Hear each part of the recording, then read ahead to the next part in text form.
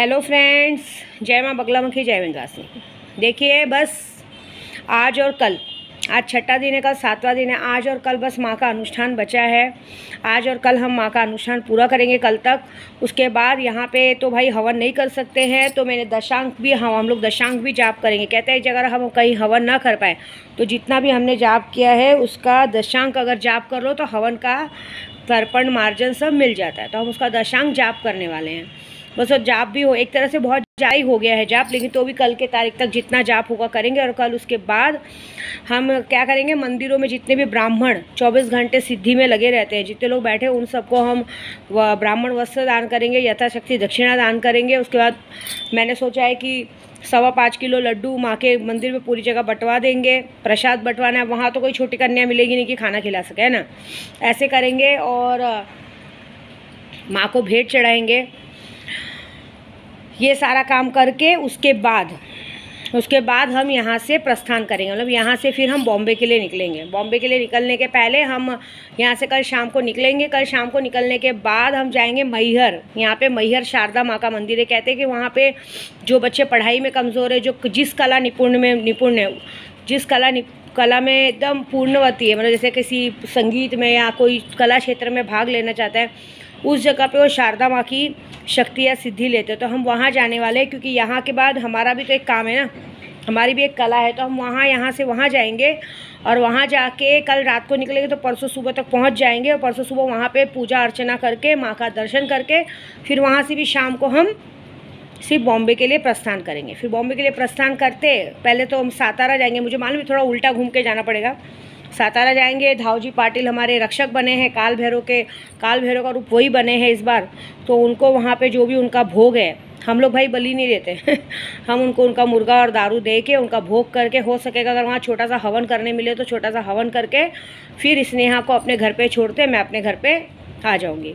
मतलब 2 से 3 दिन में विद्या देवी बॉम्बे पहुँचने वाली है। पहला वीडियो जरूरी था ना ये बोलना, भाई मेरी जेठानी आई है सोलापुर से, मिलना तो बनता है बहुत अच्छी दोस्त बनी थी, उससे तो ज़रूर मिलूँगी, क्योंकि उसके लिए मैंने अपने पति से लड़ाई कर ली थी।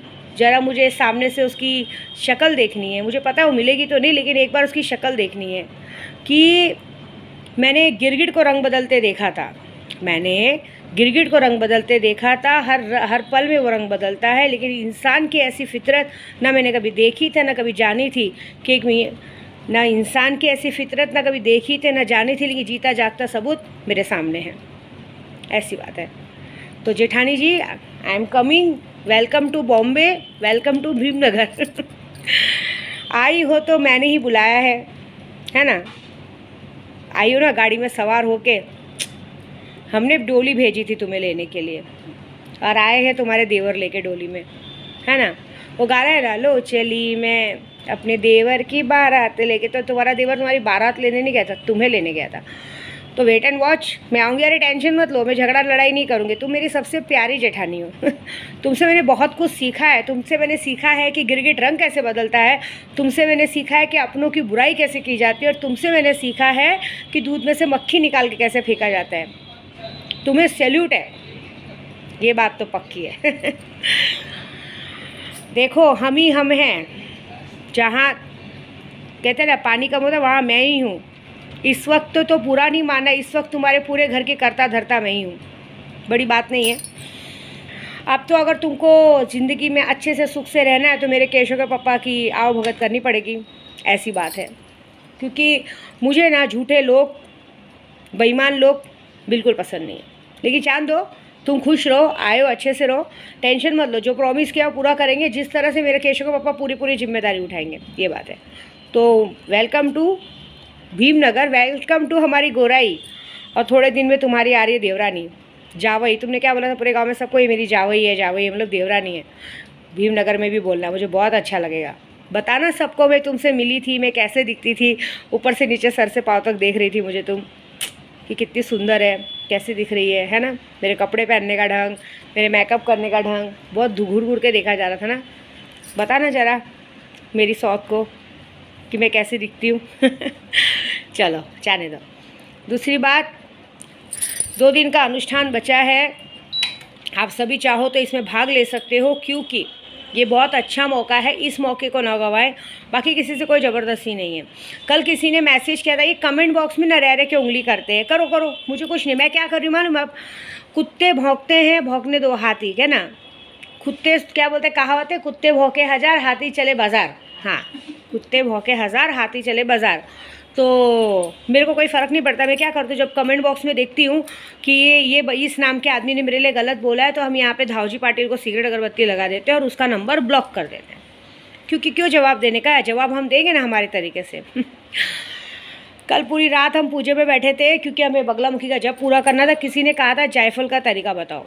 देखिए, जायफल का तरीका हम नहीं बता सकते ऐसे, हम वशीकरण करते हैं, सब कुछ करते हैं, लेकिन जायफल का तरीका बताना हमारा काम नहीं, क्योंकि जायफल का तरीका बहुत ख़तरनाक है। अगर आप खुद से करो, इतनी सी भी गलती हुई ना आपसे, इतनी सी भी गलती हुई ना, तो आपकी जान को खतरा है। क्योंकि ये चीज़ें हमें बहुत एहतियात से करनी पड़ती है। मैंने इसे सिखाया भी है, तो बहुत एहतियात से मैं इसको डांटती रहती हूँ, क्योंकि ऐसी ऐसी नहीं, स्तंभन वाला काम है, स्तंभन। हमारे पास 5 बड़े उद्योगपतियों ने काम दिया था। देखिए, मेरे केशव के पापा का जन्मदिन आ रहा है, तो मैं घर में बैठ के थोड़ी नोट छापूंगी। जब तक इंसान मेहनत नहीं करेगा तो कैसे चले। पूजा विधि खर्चा, पूजा विधि में पैसे डालने के बाद जो मुझे बचते हैं वो मैं जमा करती हूँ, है ना। तो मैं कभी भी, मैंने अपने पर 1 रुपया खर्च नहीं किए, सारे खर्च अपने केशव के पापा पे या अपने बच्चों पे करती हूँ। तो इस बार मेरे केशव के पापा का जन्मदिन आ रहा है, मैं तो सबसे बड़ा गिफ्ट इसको देना चाहती हूँ, लेकिन पता नहीं माता रानी की क्या मर्ज़ी है। मैं तो यही कहा है, माँ कुछ ऐसा चमत्कार करो कि ये हो जाए और इसी को गिफ्ट करूँ, लेकिन उनकी महिमा वही जाने। लेकिन ये बात तो है कि मेरे केशव के पापा के लिए एक बहुत बड़ा अच्छा सा और गिफ्ट है, उनका जन्मदिन अच्छे से मना रहा है। बस उस जन्मदिन को धूमधाम से मने, अच्छे से मने, इसलिए विद्या देवी ने 15 दिन अपने घर से विदा लिया, इतनी मेहनत कर रही है। क्योंकि देखो, बगैर मेहनत के तो कोई फल नहीं मिलता। कल की बात है, कल रात को मेरे केशव के पापा शादी में गए थे। शादी वो जल्दी हो चुकी थी, तो बच्चों को लेके कहीं गए थे घूमने। बोले, मैंने बोला अभी जल्दी घर पे मत ले जाओ, खिला पिला के ले जाओ। तो कहीं तो गाने चालू थे, मुझे बोले तेरी पसंद का गाना बोल। नहीं, मेरी पसंद का? बोले हाँ, तेरी पसंद का गाना बोल। तो मैंने पहला गाना तो ये बोला कि तुम सा कोई प्यारा कोई मासूम नहीं है, क्या चीज़ हो तुम खुद तुम्हें मालूम नहीं। तो वो गाना जब बजने लगा तो उन्होंने मुझे कॉल किया कि सुन। फिर मुझे बोला एक और गाना बोल। मैंने बोला अरे मैं क्या गाने की दुकान में पूजे पे बैठी हूँ। मुझे बोलते गाना बोल। और पता है, इतने उन लोग को मेरी गंदी आदत हो चुकी है, लोग खाना खाने बैठे, लेकिन उनको खाना ऑर्डर करना नहीं आ रहा है। प्रदू पूछ रहे मैं क्या मंगाऊँ अपने लिए, मुझे खुद को पता नहीं मुझे क्या पसंद है, तू ही तो सब डिसाइड करती है। तो मैंने कहा आपको फ़िश बहुत पसंद है, फ़िश मंगा लो, मटन मंगा लो। बोलते नहीं, मटन तो बिल्कुल नहीं खाना है। देखो मटन का ही कटा, और उस मटन से अब उनको इतनी एलर्जी हो गई, बोलते हैं मैं सब खाऊंगा लेकिन मटन अब कभी नहीं ज़िंदगी में खाऊंगा। देखो सच्ची बात है, लाइट आई, ये बात है। तो बोले मटन नहीं खा रहे, मेरी फ़िश मंगा लो। बोलते फ़िश तो चखना है। मैंने बोला उसको बोलो कि ग्रेवी फ़िश दे दे, आपको अच्छा लगेगा। तो ठीक है। फिर उन्होंने बोला एक गाना और बोल। तो मैंने बोला अच्छा। तो मैंने बहुत सोचा, फिर मैंने अपने दिल की बात बोली। मैंने बोला देखो, जब गाना समझ में नहीं आया तो अपने दिल से पूछो कि हमारे दिल में क्या चल रहा है। तो मैंने उन्हें गाना बताया कि हमें तुमसे प्यार कितना ये हम नहीं जानते, मगर जी नहीं सकते तुम्हारे बिना। वो गाना उन्होंने वहाँ बजवाया और उनके आंखों में आंसू आ गया। वो तो उंगली क्यों करती है? देखो मेरी भी आंखों में आ गया। वो तो उंगली क्यों करती है? फिर उंगली नहीं करती हूँ जान, आपको बचाती हूँ। आप नहीं समझते हो, आप इतना अनमोल हीरा हो ना कि हर कोई आपको पाना चाहता है, समझ रहे हो। तराशा विद्या देवी ने पसंद आ गए आप सबको। जब तक आप कोयले की खान में थे ना, हर कोई आपकी वैल्यू नहीं करता था, हर कोई आपको पत्थर समझता था। जब विद्या देवी ने आके उस कोयले की खान से हीरा को निकाल के हीरा को तराशा ना, आज वो हीरा कहते हैं ना भगवान के मुकुट में जड़ने लायक है। मैं सच बोल रही हूँ, भगवान के मुकुट में जड़ने लायक हो आप। इतने साफ और इतने क्लियर और इतने पाक बन चुके हो, तो हर किसी की नज़र आप पर है, हर कोई चाहता है आपको पाना। तो विद्या देवी की जान जलती है। उसमें गाना है ना, तुम्हें कोई और देखे तो जलता है दिल, बड़ी मुश्किलों से संभलता है दिल, क्या क्या जतन करते हैं तुम्हें क्या पता, नमक का काम करते हैं। नमक का काम करते हैं और क्या करते रे, दूरी बना के रखने के लिए दिन रात पूजा करते हैं, तुम्हारी नज़र उतारते हैं, सौतों से दूर रखते हैं, फिर भी पता नहीं कौन सी नई सौतें पैदा हो जाती हैं। ना ऊपर के ढांचे में कुछ है, ना पीछे के ढांचे में कुछ है, ना आगा है ना पीछा है, तो भी अपने आप को मिस वर्ल्ड की औलाद समझते हैं। बाप रे, एक आदमी को बचाने के लिए कितने लोगों से पंगा लेते हैं। सोचो, दिन भर तुम्हारी अच्छी सारी नज़र उतारते हैं, तुमसे बहुत ज़्यादा प्यार करते हैं, बहुत कुछ करते हैं जान तुम्हारे लिए, फिर भी तुमको समझ में ही नहीं आता है। बताओ क्या करूँ मैं, क्योंकि तुम्हारे लिए सिर्फ एक ही गाना बनता है हमेशा के लिए, तेरे जैसा यार कहाँ कहाँ ऐसा याराना, याद करेगी दुनिया तेरा मेरा अफसाना। मैंने सोचा जब मैं बूढ़ी होंगी, मेरा केशव होगा ना, तो उसको तुम्हारी और मेरी लव स्टोरी सुनाऊंगी। कैसी मालूम है कि मैं खिड़की पे बैठी थी और एक लाल कलर का शर्ट पहना हुआ आदमी मेरे घर के नीचे घूम रहा था। उसने ऐसे तिरछी आँख उठा के देखी तो हाय, दिल पे तीर चल गया। वो जो तीर चला है वो आज तक यहाँ घाव के निशान है। वो जो तीर चला है आज तक घाव के निशान है। तुमसे दिल भरता ही नहीं, तुमसे दिल भरता ही नहीं, तुम इतने मासूम हो, मतलब तुम इतने सुंदर हो ना कि मुझे शायरी नहीं आ रही। सॉरी, मैं शायर तो हूँ नहीं, लेकिन क्या करूँ, तुम्हारे लिए शायर बनने की कोशिश कर रही हूँ। पता है, वो लाल शर्ट आज तक मैंने संभाल के रखी है। ये बात है, तुम्हारे लिए क्या क्या जतन करते हैं हमें पता है। किससे किससे तुम्हें दूर रखने की कोशिश करते हैं हमें पता है, फिर भी साले बेवकूफ़ लोग को समझ में नहीं आता है। देखो, कोई बात नहीं। दूसरी बात, बहुत सारे जन बोलते हैं जायफल का काम करे, ये करे वो करे, कोई फ़ायदा नहीं है। देखो, मैं आज आपको एक बात बताती हूँ, एक बात सिखाती हूँ। ये जो मैं तंत्र विद्या मैंने सीखा है ना, ये हमारे घर में बहुत पहले ये सब बहुत कालाकांडी हो चुका है। ये जो मैं केशव के पापा को सबको मना करती हूँ, मैं झूठ नहीं बोलूँगी, अभी एक सीरियस बात बताती हूँ। मैंने अपने केशव के पापा को बार बार मना किया, किसी के घर पे जाके मांस मच्छी मदिरा मत खाया करो, क्योंकि मटन एक ऐसी चीज़ होती है कि इंसान को, एक जानवर को काट के बनाया जाता है। कल ही मेरी स्नेहा ने बोला ना, एक जानवर की बलि और एक जायफल की बलि में बहुत फ़र्क होता है। सब बोलते हैं जायफल का टोटका बताओ। यहाँ पे मैंने एक बताया था, बिब्वा का पेड़ पे ठोकने का टोटका, पता नहीं कितनों ने कितनों को मारने के लिए टोटका कर दिया। बोलो, मुझे इसको मारना है उसको मारना है, साला जैसे कीड़े कोरोना में मरे कम है। ये सब चीज़ें किसी गुरु से कराना ही अच्छी बात है। मुझे मारण मोहन वशीकरण सब आता है, समझ रहे हो। इस चीज़ को मैंने सीखा क्योंकि हमारे घर में गंदगी, में क्यों केशव के पापा को रोकती हूँ। आपको पता है, जब जब मेरे केशव के पापा को किसी ने मटन में कुछ डाल के खिलाया ना, तब तब वो आदमी ने मेरे घर पे आके उल्टी की है। यकीन मानिए, उसको उल्टी होने के बाद उसको होता है, क्या मिला, क्या किया था, डाला था ना अपने भोसड़े का पानी मटन में डाल के, क्या मिला बताओ। मेरा प्रभु वापस मेरे पास आया ना 72 घंटे में। क्यों करते हो ऐसी हरकतें। पता है, तुम्हारी ऐसी हरकतों से इंसान, तुम सिर्फ अपने घर की न, जो भी जिसने भी किया होगा मुझे नहीं मालूम, तुम सबकी नज़र में गिर जाते हो। तुम्हारे घर में और भी औरतें हैं, और भी आदमी हैं, सब तुमसे नफरत करने लगेंगे। भाई, इस औरत से बच के रहो, इस आदमी से बच के रहो, ये लोग अच्छे लोग नहीं हैं, ये लोग अपने स्वार्थ के लिए कुछ भी करते हैं। ऐसी बात है। मेरे बोलने का मतलब है, तुम्हारा कोई भी हो, मेरे केशव पापा बिगड़े कहाँ हैं। जब सुधारना था तब तो सुधारना नहीं, जब वो मरने जा रहा था तब तो बचाया नहीं। और आज इतना क्या प्यार आ रहा है। एक विद्या देवी से उसने प्यार कर लिया, विद्या देवी को प्रेग्नेंट कर दिया, विद्या देवी उसको सब कुछ दे रही है, कर रही है, फिर तुम्हारी गांड में मिर्ची क्यों लगती है किसी के भी। हाँ, क्या मिर्ची क्या लग रही है। अच्छा खासा गाड़ी वाड़ी है, भगवान की दया से खुद के, वो उसका नसीब मैंने नहीं लाया है, उसका नसीब इस बच्चे ने लाया है। इस बच्चे के पंडित ने, पहले ही पंडित ने भविष्यवाणी कर दी थी कि ये बच्चा जैसे जैसे आएगा, क्योंकि बच्चा अपने आप में अनोखा है, आएगा ये। आपको क्या लगता है सबको नहीं आएगा नहीं आएगा। कितने ने मुझे कल क्या कहा, भगवान तेरा बच्चा मर गया, ठीक है, आपकी दुआ आपके साथ। मुझे पता है ना उसका बाप जिस तरह आगे बढ़ रहा है। कहा था एक पंडित ने कि जब बच्चा पैदा होने वाला रहेगा ना, उसके पहले तक, बच्चा होने के पहले तक वो आदमी 4 व्हीलर में घूम रहा होगा, कभी गाड़ी से पैर नहीं उतारेगा। कहाँ मेरे केशव पापा गाड़ी से पैर उतारते हैं। कमी क्या है बताओ। ना वो आज की तारीख में कोई नशापंती करते हैं, ना कोई ज़्यादा कहीं दोस्तों के साथ घूमना फिरना करते हैं, ना कुछ करते हैं। सुबह 12 बजे आते हैं, बंगले पे आते हैं, बंगले के बाद बरोबर 8:30-9 बजे दूध लेके वापस अपने दूसरे घर पे जाते हैं। दोनों जगह बरोबर ध्यान देते हैं, खाने पीने का ध्यान देते हैं, माँ बाप का ध्यान देते हैं, हर तरह का खर्चे वर्चे का ध्यान देते हैं, सब कुछ देते हैं, शौक श्रृंगार करते हैं। गाड़ी आया, गाड़ी लेके गए, अपने मम्मी पापा को लेके आए। क्या गलती ऐसा किया कि तुम लोगों को उसको मटन खिलाना पड़ा, ये बताओ मुझे। और ये आज की बात नहीं है, ये 8वीं बार हुआ है, ये 8वीं बार हुआ है। भिवंडी से लेकर गांव तक ये कितनी 8वीं बार ये हो चुका है। तुमको समझ में आता है, आदमी के दिमाग पे असर पड़ता है। हम लोग भी करते ना, क्या बोलते हैं, मारण मोहन वशीकरण जो भी काम करते ना हम लोग मंत्रों से करते हैं। ये अच्छी बात ही नहीं है। आपको मैं बताती हूँ अपने घर की बात। मेरे नाना थे ना, नाना, मैं उनको बहुत प्यार करती थी। मैं अपने घर की सबसे बड़ी बेटी हूँ, मेरे ननिहाल की सबसे बड़ी बेटी हूँ।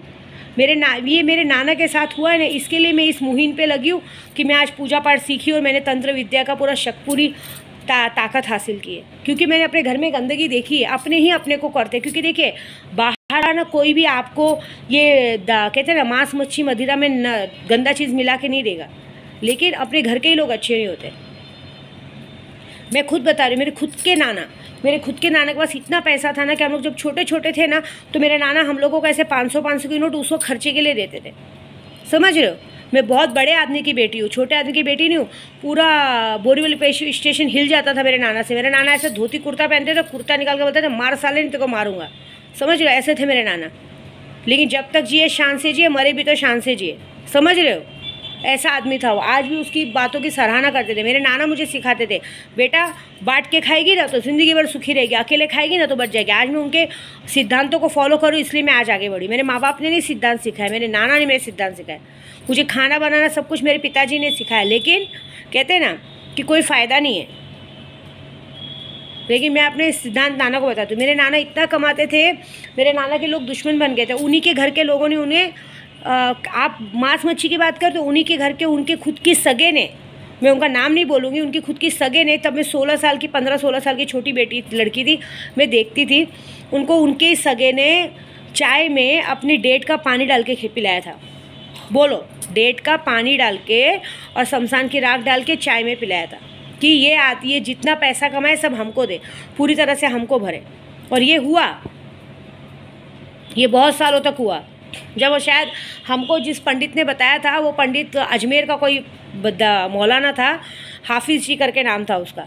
उसने बताया था मेरी मॉम को कि ये आदमी को गंदी चीज़ खिलाया गया, इसके लिए ये आदमी पूरी तरह से पागल रहता है। जितना कमाता है तुम लोग को भले कम देगा, लेकिन वहाँ ज़्यादा रहेगा। तो मेरी मम्मी ने वो चीज़ को कटवाने की कोशिश की, मना किया था पंडित ने कि मत कटवाओ, वो आदमी के दिमाग पे असर है। क्योंकि ऐसा करा है कि जान से अटैच, अगर आप ये चीज़ करवाती हैं तो वो जान से अटैच रहेगा। मतलब ये अगर आदमी का आप कटवाने जाएंगी ये जादू, तो ये आदमी मर सकता है। तो भी मेरी मम्मी ने वो बात नहीं सुनी, क्योंकि वो उससे वो औरत किसी की नहीं सुनती थी, वो सिर्फ अपनी ही सुनती थी। ना मेरे पापा की सुनती थी, ना किसी की सुनती थी, मेरे भाई की सुनती थी। मैं आपको सच बोलूँ ना, उस वक्त मेरे पापा कहते थे हमारे घर में कि मतलब ये औरत जब तक जिंदा रहेगी ना हमारे घर का कभी भला नहीं हो सकता। सुनती नहीं किसी की बातें, ये अपनी जिद करती है, हमेशा अपनी जिद करती थी। तो आप यकीन नहीं मानेंगे, वो पंडित मना कर रहा था कि मत करो, अच्छी बात नहीं, आदमी मर जाएगा। तो भी मेरी मम्मी ने वो बात नहीं सुनी थी और उस चीज़ को करवाया था। और उस चीज़ को मतलब उनको क्या लगा था कि ये चीज़ कट जाएगी तो अच्छा ना। वो कटवाने का नतीजा क्या हुआ था मालूम है?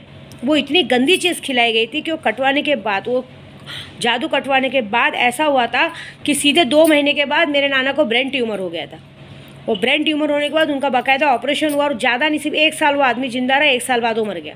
किसकी वजह से? उस औरत की वजह से।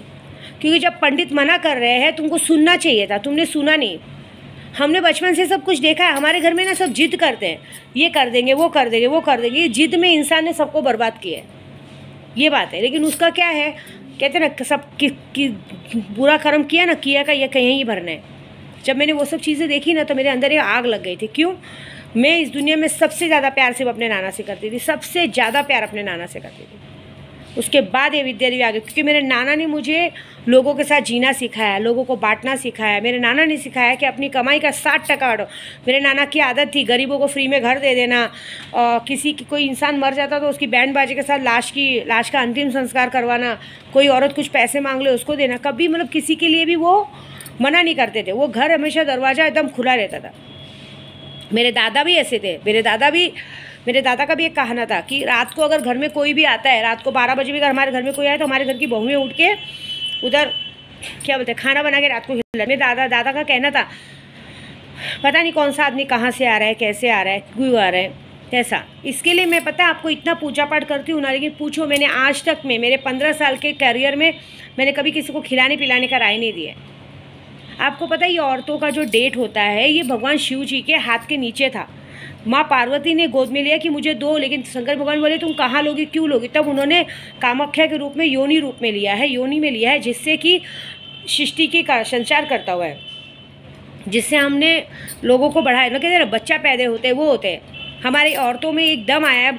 भगवान शिव जी ने ये आशीर्वाद के तौर पे दिया है कि तुम लोगों की सृष्टि करता हो, मतलब तुम्हारे से सबकी उत्पत्ति होगी। हम औरतों को इतना बड़ा वरदान मिला है कि हम औरतें एक जान को अपने पेट में पाल के 9 महीना पाल के उसको पैदा कर सकती हैं। तो आप बताइए, जब 9 महीना पाल के एक बच्चे को पैदा किया जाता है, फिर उसी बच्चे पे अगर काला जादू करवाया जाए, उसी के घर वाले उसको कहते ना कितनी, आपको पता है, आप यकीन नहीं मानोगे, मैं जब से 3 साल से केशव के पापा से जुड़ी तब से मैंने बहुत सारी चीज़ें काटी, तब उनको उल्टी हुई। उनको कितनी गंदी गंदी चीज़ें खिलाई है। मैं आज बोलती हूँ, मटन में शमशान की राख मिला के खिलाई गई है, क्या बोलते हैं दाल में इसमें डेट का पानी मिला के खिलाया गया। मैं तो उल्टी आती, मुझे उस औरत पे की शर्म नहीं आई।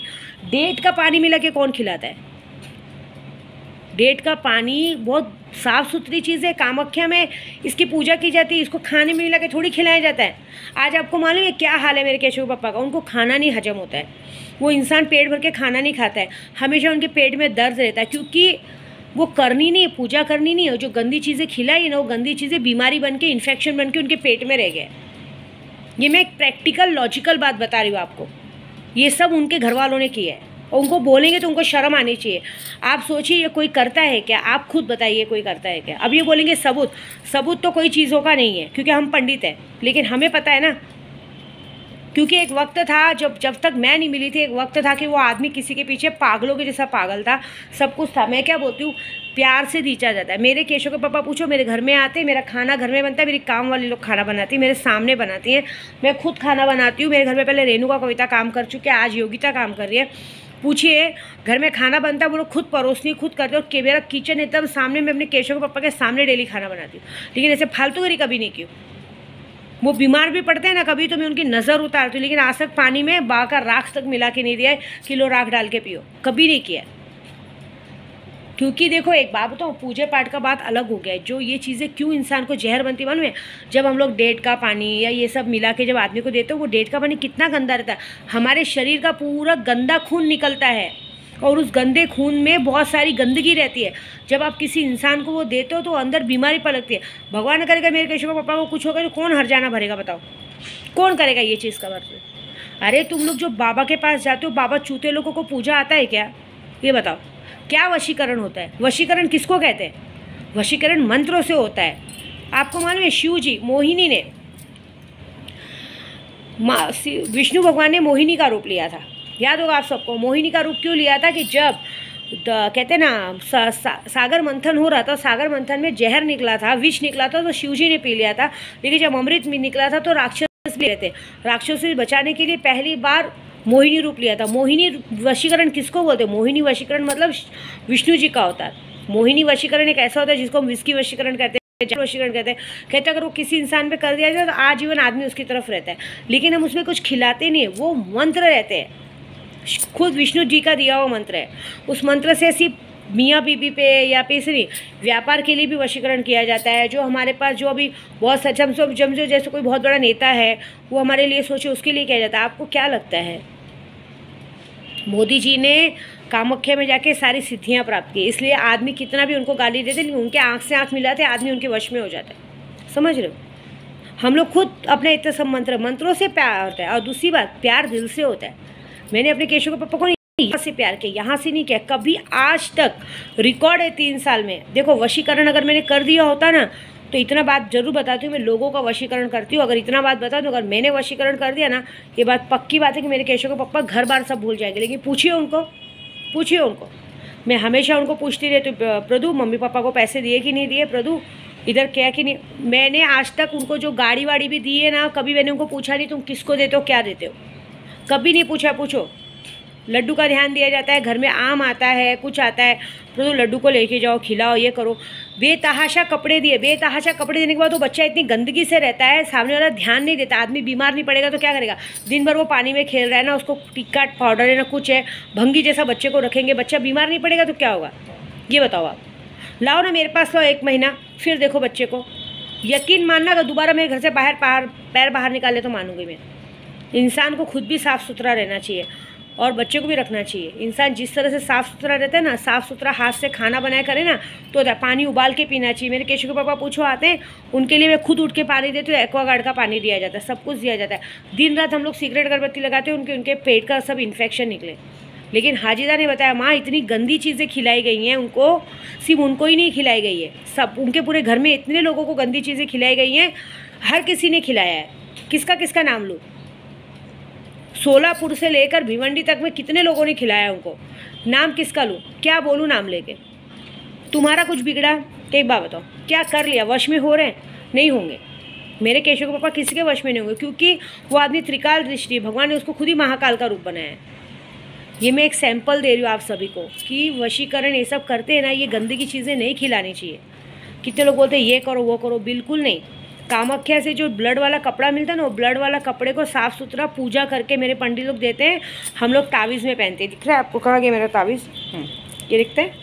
ये देखिए मैंने तावीज़ में पहना है, कि तावीज़ में पहना जाता है, समझ रहे हो? और मेरे केशव के पापा में ना, मैंने गले में ऑलरेडी शेर का नाखून डाला है। इसी बगलामुखी जयंती में, पिछले साल बगलामुखी जयंती में नाखून को पूजा करके डाला गया। इसलिए डाला गया कि अगर उनको कोई भी गंदी चीज़ खिलाएंगे, कोई भी गंदी चीज़ खिलाया जाएगा, वो आदमी पे असर नहीं करेगा। और मैंने कहले कहा केशव पापा को, कुछ भी हो जाए वो गले से मत निकालना, क्योंकि वो जब तक है, और हाथ में एक अंगूठी है, जो जब तक है तब तक तुम्हारे पे कोई बुरी दृष्टि, कोई बुरी चीज़, वो कोई भी बुरा चीज़ खिलाया पिलाया नहीं आएगा। मैं आप सबको ये बोलती हूँ, बुरा नहीं मानना। मंदिरों में कोई अपने मटन मच्छी बकरे को काटता है, सब करता है। आप बताओ कौन सी देवी ने बोला है कि मुझे बकरे का मटन का भोग लगाओ? ये बताओ मेरे को, एक बात बताओ। हम ख्वाजा जी जाते हैं ना, वहाँ पे भी सब मटन बिरयानी बनाते, सब बनाते, लेकिन आप यकीन मानिए दरगाह के अंदर कुछ नहीं चलता है। दरगाह के अंदर आज भी मीठी खिचड़ी बनती है ना, मीठा भोग बनता है, कृष्ण भगवान वाला भोग बनता है। तुलजा भवानी में भी पूरन पूड़ी का भोग लगता है। कब तुलजा भवानी ने बोला, एरमणि माता ने बोला कि मेरे को बकरे का बलि दो, ये दो? वहाँ तो काड़ूबाई में भी जाते हैं, वहाँ पे भी अब बकरे का बलि बैन हो गया है। वहाँ पे तो मुर्गे को जिंदा छोड़ा जाता है। क्यों छोड़ा जाता है? मुर्गे को जिंदा छोड़ देते हैं, जो लोग बना के खाना है वो लोग ले जाके खाएंगे, लेकिन वहाँ बलि नहीं देते। हम लोग धावजी पाटिल में जाते हैं, मेरे केशव पापा ने देखा, हम दारू पिला के मुर्गे को छोड़ देते, बलि कहीं नहीं देते। बलि देना बहुत गलत बात है। एक जानवर की बलि दे के आप इंसान को वश में करने को देखोगे, गलत बात है। ऊपर से आपने एक तो बलि दिया हुआ, एक मरे हुए इंसान को, अभी वो मर गया है, उसके अंदर मरने के बाद उस पता नहीं उस बकरे के अंदर क्या बीमारी होगी, क्या चीज़ें होंगी, फिर आप वो बना के लोगों को खिला रहे हो। बाप रे, क्या होएगा? आपको पता है जो इंसान पता नहीं किस मकसद से बलि दे रहा है, फिर उस मकसद से बलि दे के आपको प्रसाद में देता है कि लो प्रसाद क्या होता है मालूम है आपको? प्रसाद में बताऊँ आपको, पूड़ी, चना, बताशा, हलवा। हमारे चलो विंध्याचल में, हमारे में चूल्हे पे पूड़ी बनती है, हरी सब्जी बनती है, उसी आटे का हलवा बनता है, फिर माँ को भोग लगाते, वो खाते, मीठा मीठा प्रसाद खाते। क्यों? उसमें ना कोई डेट का पानी मिला सकता, ना संसान की राख मिला सकता, क्योंकि माँ उसमें रहती है। और ये जो आप लोग बकरे का चढ़ाते हो, लेके जाओ ना, मैं बोलती हूँ लेके जाओ ना अंदर, माँ के पास रखो, देखो माँ उठा के फेंक देंगी। अरे माँ को किसी भी मंदिर में आप जाओ, मैंने आज तक सभी मंदिरों में देखा है, माँ को हलवा पूड़ी, बताशा, पूरन पूड़ी, ये भोग लगता है यार। तुलजा भवानी में माँ का जूठा ले जाते, एरमड़ा माँ को खिलाते। कब देखा है ये बकरा काट के उठा के लेके जाते खिलाते? कहीं नहीं खिलाते, कहीं नहीं खिलाते। मैंने बैद्यनाथ धाम में भी देखा था, बेचारे एक बकरे को काट के उसकी मुंडी वो रख दी थी। ये कौन सा बात है? तुम्हारा वंश जिए तो तुम दूसरे को, मैंने भी बांधा है अपने केशों के लिए कि मैं बकरा वो दूंगी, लेकिन मैं बकरा काटूंगी नहीं, मैं बकरा छोड़ दूंगी, एटलीस्ट कोई पालेगा। मैंने भी अपने यहाँ पे एक बार बंगले में बगलामुखी की पूजा की थी, बहुत बड़ा हवन किया था। पूछो, मैंने बकरा रोड पे छोड़ दिया था कि बकरा लेके जाए, मारा नहीं था। ये गलत बात होती है। आज आपको पता है इसका नतीजा क्या हुआ है? मेरे केशव के पापा के पेट में इन्फेक्शन हो गया। मैंने बताया नहीं उन्हें कभी, उनके पेट में इन्फेक्शन हो गया है। इन्फेक्शन देने वाला कौन है? उनका खुद का अपना है। क्यों करते हो? मुझे नहीं नाम लेना है, क्यों नाम लूँ मैं? लेकिन एक बात याद रखो कि तुम्हारे घर में और भी औरतें हैं, तुम्हारे घर में और भी आदमी है। जब उनको पता चलेगा तुम जैसे लोग ऐसी हरकत करते हो, तुम्हारे हाथ का खाना खाना सब छोड़ देंगे। कौन खाएगा डर के मारे? कौन करेगा ये सब हरकत? अरे प्यार से होता है वशीकरण। मैं भी वशीकरण करती हूँ, मैं मंत्रों से करती हूँ, और जिसका वशीकरण कर दिया आज की तारीख में ताकत है कि कोई उसको अलग नहीं कर सकता है। मेरे एक मनमोहन भाई है, उनका भी मैंने एक लड़की का वशीकरण करके दिया। वो भले उससे नाराज़ होते, थोड़ी बहुत अनबन तो होनी चाहिए, तब तो मज़ा आता है तिखा चिखा। लेकिन ये कैसा वशीकरण है कि जब ज़िंदगी भर अपना तलवा चाटे? नहीं भाई, मुझे तो पसंद नहीं। मुझे तो मेरे केशव के पापा मेरे को उल्टा बोलते वो पसंद है, झगड़ा करते वो पसंद है, फिर प्यार करते वो पसंद है। ऐसा होता है।